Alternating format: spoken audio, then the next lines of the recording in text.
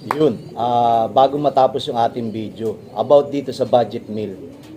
Pagpasensyahan niyo po si Bait, sana na unawaan niyo po yung mga side naming mga nag-out o kaming mga naglilipad ng consistent. Meron akong nakilala, ang pangalan ay Dennis Palma. Sa oras ng pangangailangan, siya'y madaling malalapitan. Sa mundo ng kalapatiran, ang ibon niya'y maaasahan. Ano nga ba yung tinatawag na budget meal? Bakit nga ba kailangan ng budget meal? Sabi ng iba, kasi wala daw budget. Kaya kung pwede, budget meal na lang. Ngayon ipapakita po natin kung bakit ba dapat na walang budget meal o kung meron ba dapat na budget meal. Ganito po kasimple yan. Tulad po nito, panlaban po natin. Pinabook pa po natin dito para maitos dito sa Maligaya. First time natin magtotos, South Team. Masama pa yung panahon, di po natin akalain na biglang aambon o sasamahin panahon sa daan. Yan po yung tinatawag na sugal, pero gastos pa rin ang tawag dyan. Kaya po ginagawa po yung ganyan para po may training yung ating ibon. Sumatotal gastos, gas.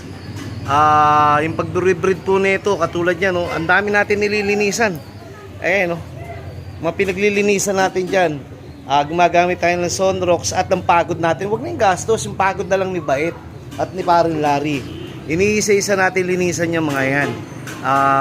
Ibig sabihin dyan, ang gastos natin dyan, yung pagod, yung panahon, yung pagmamahal, yung obserbasyon. Kailangan natin ng obserbasyon para po sa ating mga ibon.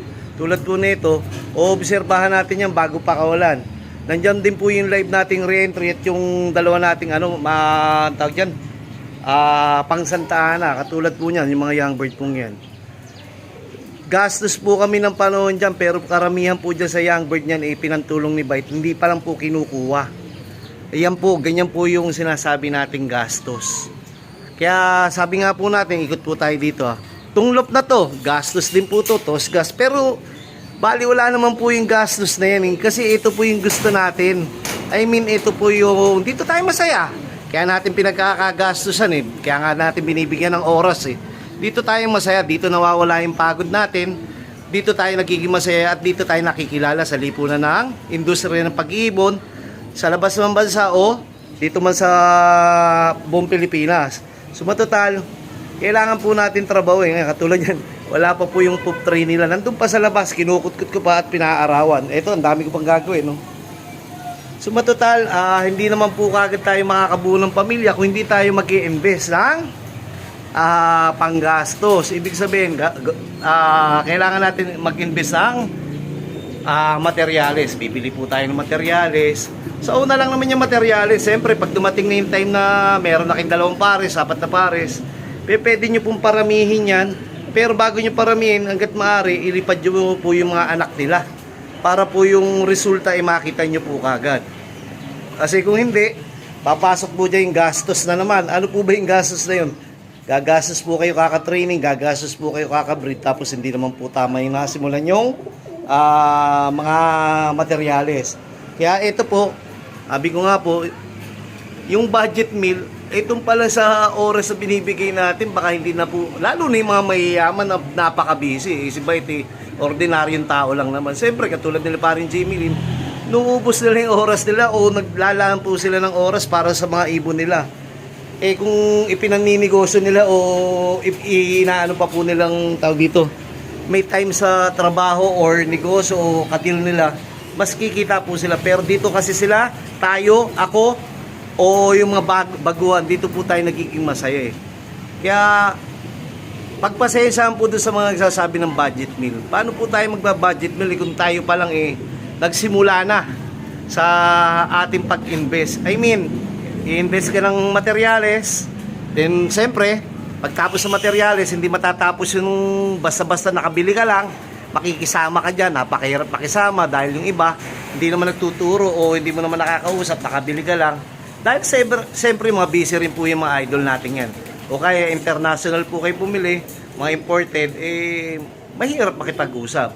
Baka mag-nosebleed pa kayo. Doon sa mga nag-invest na mga una, yung bibilan nyo, mga imported, nag-invest po yan. Nagkanda bulol-bulol po yan, okay? Nagtanong-tanong pa po yan para mag-English lang. Ito po yung mga ibon natin. Ayan ang tinatawag na investment. Bakit investment? Kasi nag-invest po tayo dito ng oras eh. Katulad po to, anak po to nung ni Takmak Ford, ang tawag dito ni A. Tacloban sa kani, tawag dito Stitch Sakang. Ininvest po natin yan dahil dinidiscover po natin yung pamilya nila bago po natin sila paramihin. I mean, kailangan maglipad muna po tayo, magsisimula sa training yan. Tama po ba? Una, siyempre sa breeding nga muna. Yung breeding po natin, napaka ano po yan, tawag dito, kailangan yung vitamins, purga, flashing. Kaya diyan pumapasok po yung mga gasto. Siyempre kung halimbawa katulad ng mga busy tao, nagbabayad pa po ng lopman yan, nagbabayad pa po ng taga-alaga niyan. Eh, yung ibang tao nga, ang lopman yung mga kakilala nating kaibigan, 8, 6, 5. Eh tayo po dito si Parin Larry lang saka ako. Tapos sa kabila naman kami lang ni Mang Lloyd. So matotal, investment pa rin ho yan ng oras ni Mang Lloyd. Aabala po natin yan. Siyempre pakisamahan na lang din. Wala namang bayad po yan. Ayun po yung pwede nyo sabihin, baka naman ang tawag dito, budget meal. Mahirap po magsabi ng budget meal. Gawa nga pong katulad yan. Search po kayo. Gaano po ba, o kaya ano po ba yung history na binibili nyo? Ano po ba yung nagawa ng nanay, tatay, kapatid, lola, lolo, pinsan, pamangkin? Yun po, ibig sabihin, yung nag-invest po sila ng ilaro po yung bago madiskubre yung pamilya ng kanilang ginagamit na ibon. Katulad po nito, Takmak 14, Tak 41, si Pitit. Tapos yung isa po, si Lolo Flying Machine. Lolo Flying Machine, foundation ni Paring Jimmy yan. 2007 pa po itong ring nito. Regalo po sa atin ng 2010. Bigay po sa atin yan. Katulad din po ito, yung kay Emmanuel Go. Ito, 2013 pa po. Kita nyo, lit na ng itlog nyo. Ito, investment ng pakisamahan to. Investment to ng, ito, katulad yan, kay Tatay Cha. Investment yung pagbili mo. Kung budget meal, ano aasahan po natin. Pero ito po, may tip po si Bait.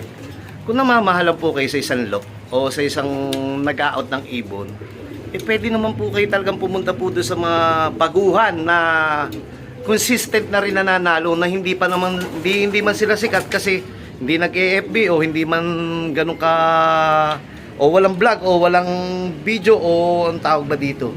Wala sa channel, ang tawag dito, alamin nyo lang kung nananalo yung loop niya. Tignan nyo, silipin nyo yung FB niya, silipin nyo yung club kung sino lagi nananalo doon. Pwede po kayo doon kumuha mas mura. Ang tawag doon, abot kaya. Pero sabi ko nga po, huwag nyo naman tatawaran ng boss, baka pwedeng budget meal. Siyempre, pinagpaguran nila yan.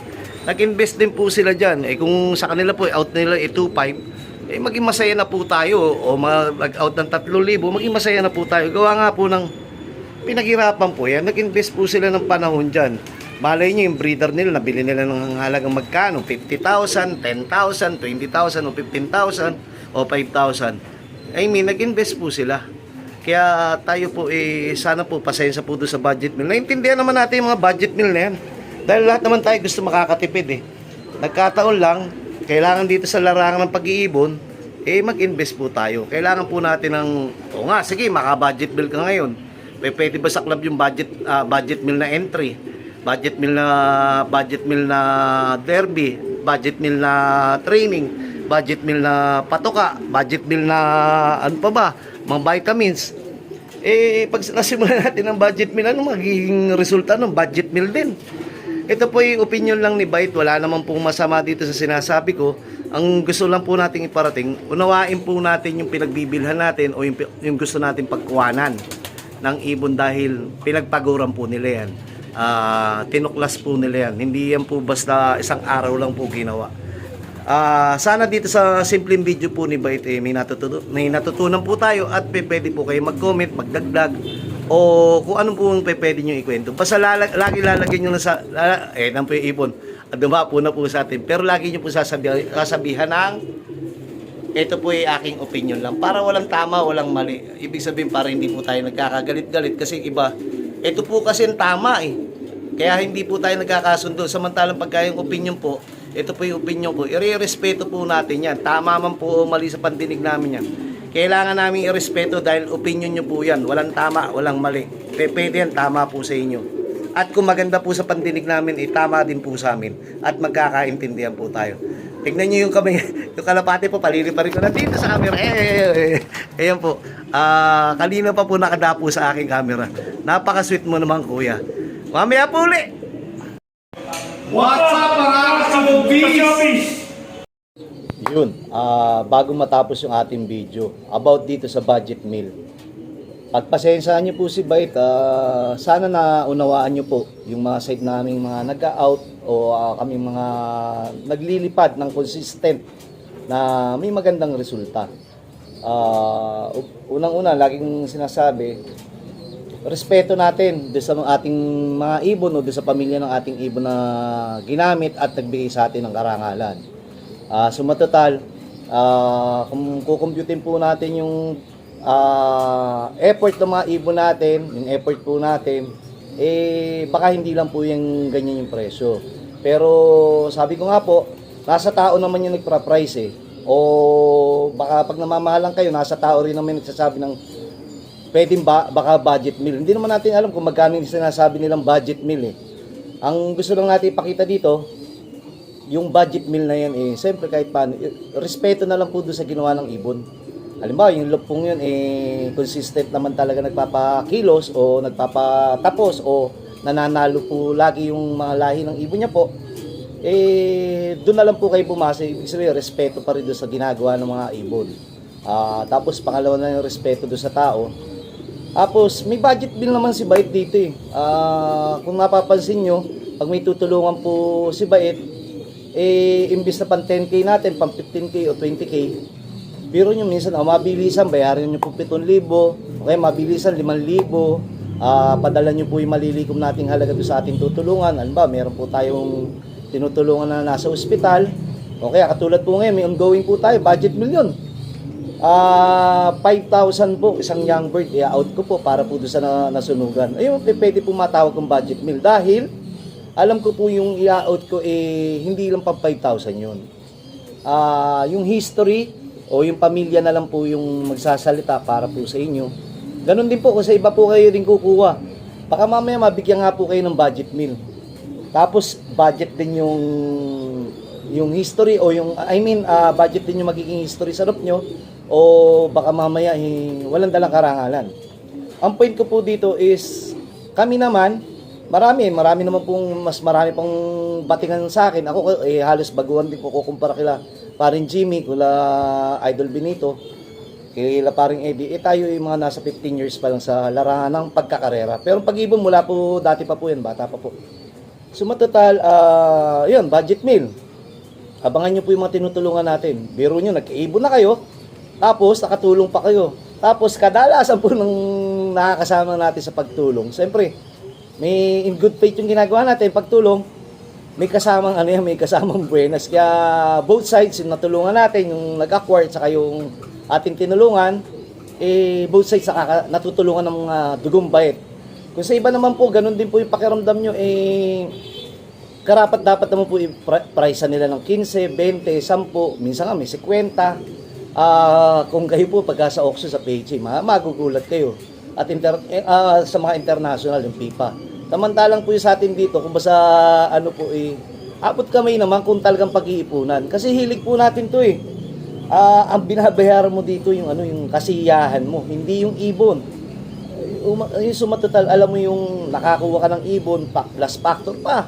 Magiging kaibigan mo pa yung pagkukuhanan mo. Ayun po yung sinasabi ko lagi, wag lang puro ibon. Sana maging kaibigan nyo po yung pagkukuhanan nyo. Hindi lang po kayo nakabili ng ibon. Siyempre, magkakakwentuhan kayo ng sistema nyo, programa nyo. O kita nyo, kasama pa sa budget million. Pagka buenas-buenas pa po kayo, tinawaran nyo ng ibon, pinakain pa kayo, pinainom pa po kayo. Pero, hindi naman po talaga i-pre-presyo ng mga yan, yung mga ibon nila, kung hindi naman nararapat ko sa ganung presyo. Minsan nga, hiyang-hiya pa silang ibaba ng 10, hiyang-hiya sila ibaba ng 15. Kung tutusin, mahal ang pagkakabili nila dyan. Tapos, sasabihan lang ng baka naman pwedeng ganito budget meal. Respeto po sa ibon, tapos respeto doon sa ginawa ng may-ari, yung pagiging consistency niya, yung consistent niya. Sige po.